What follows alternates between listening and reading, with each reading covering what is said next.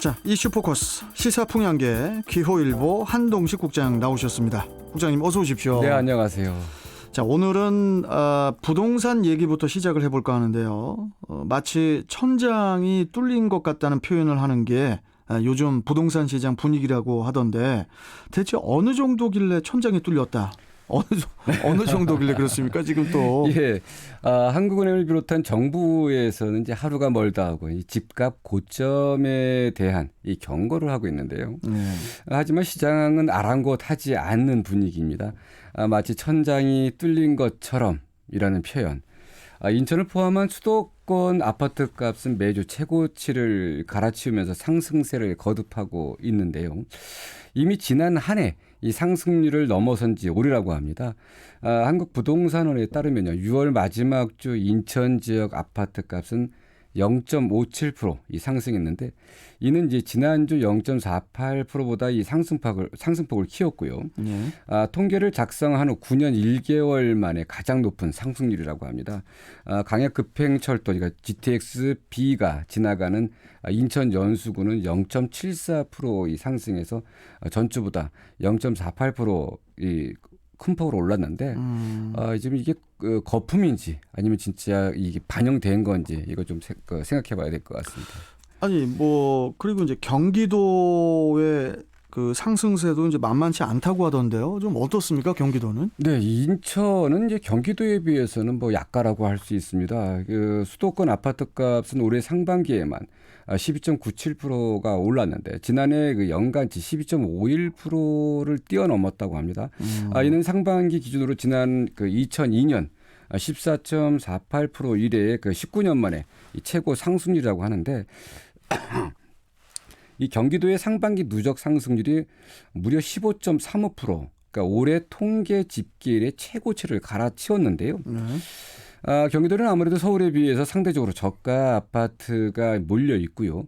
그러니까 수도권 광역 급행철도 GTX 등이 그러니까 교통 호재가 겹치면서 집값이 상당히 좀 올라가고 있는데 실제 이게 이거 상반기예요.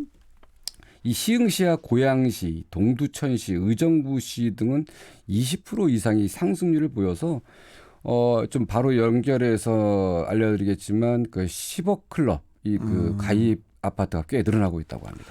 아파트값 그 상승세가 그야말로 하늘 높은 줄 모르고 오르는 그런 형국인데 실제 그 교통 소외지로 인식됐던 인천 서구 그리고 경기 시흥의 그 국민평형 아파트들이 아까 지금 방금 국장님 말씀하셨지만은 최근에 그 10억 클럽에 진입했다는 말들이 되게 많은데 이 부분에 대해서 좀 자세하게 말씀 좀 해주시죠.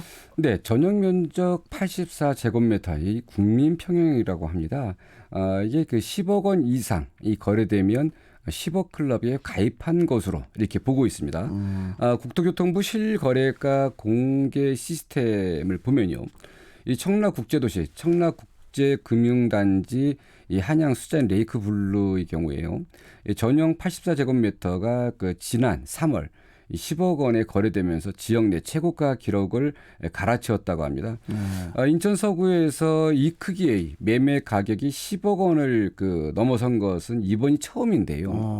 인천 전체에서도 송도국제도시가 같은 크기가 지난 1월 10억 원을 넘어선 뒤 인천에선 두 번째 10억 클럽 가입 아파트가 됐습니다. 청라국제도시에 있는 이 서구는 이 송도국제도시가 있는 인천 연수구에 비해 상대적으로 이 아파트 가격이 싼 편이었는데요. 최근 청라국제도시와 검단 신도시 입주가 본격화되면서 최근 연일 고가를 경신하고 있다고 합니다. 아니 경기도도 10억 클럽이 계속 늘어나고 있다고 하던데요? 네, 그렇습니다. 이 경기도에도 최근 10억 클럽 가입 지역이 계속 늘어나는 형국입니다. 남양주시 다산동, 이 다산 이편한 세상 자이가 전용 면적 84.9제곱미터가 지난달 22일 10억 1,200만 원에 거래됐습니다. 그리고 시흥시 105C2 이 호반 서밋 플레이스도 전용 84.99제곱미터가 지난달 25일 정확히 10억 원에 거래되면서 시흥 최초로 10억 클럽에 가입했고요. 앞서 올해 초 경기 용인시 기흥구 그리고 의왕시 포일동 그리고 군포시 삼본 등도 15 클럽의 이름을 올렸습니다.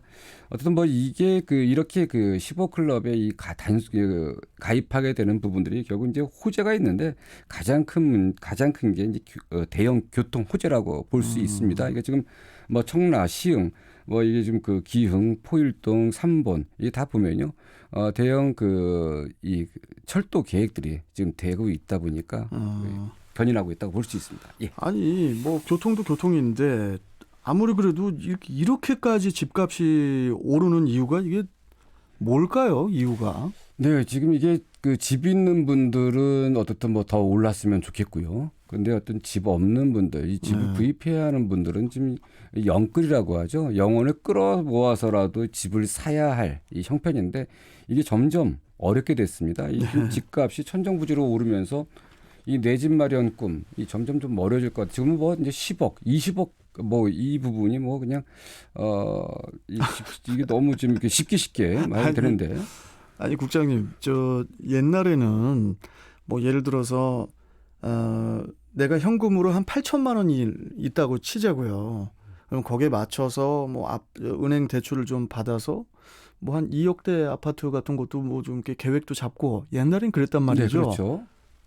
어떻게 이거를 10억, 20억을 어떻게 마련을 합니까? 이 네? 10억, 20억 마련하는 것도 참 마련하는 거지만 이 대출 받기가 일단 어려워서 그럼요. 지금 아이고, 거의 참. 집 구하기가 지금 쉽지 않은데 어쨌든 수도권 이렇게 상반기 집값이 이렇게 오르는 거는 매물 부족 그리고 집값과 함께 동반 상승하고 있는 이 전세값 불안이 원인으로 작용하고 있다고 하는데 정부의 부동산 정책 실패가 바로 시장에 반영된 것으로 풀이되고 있습니다. 자, 그렇다면 올해 2021년도의 하반기의 부동산 전망 좀 어떻게 보십니까?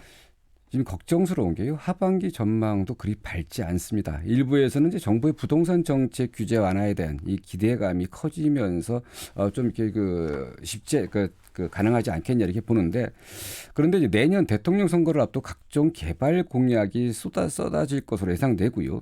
그러다 보면 이제 집값이 상승할 수 있는 요인이 더 생기는 것 아닌가 이렇게 좀 보고 있습니다.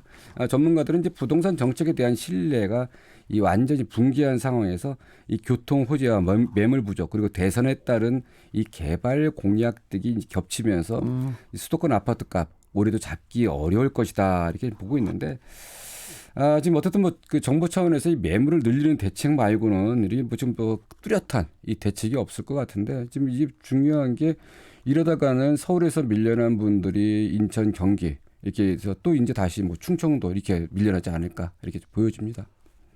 우리 청취자분들 다 아시겠지만은 인구가 줄어들고 있어서 요새 뭐 인구 절벽이라는 표현 많이 쓰잖아요. 예. 인구 절벽에 아파트값 또 집값이 오른다?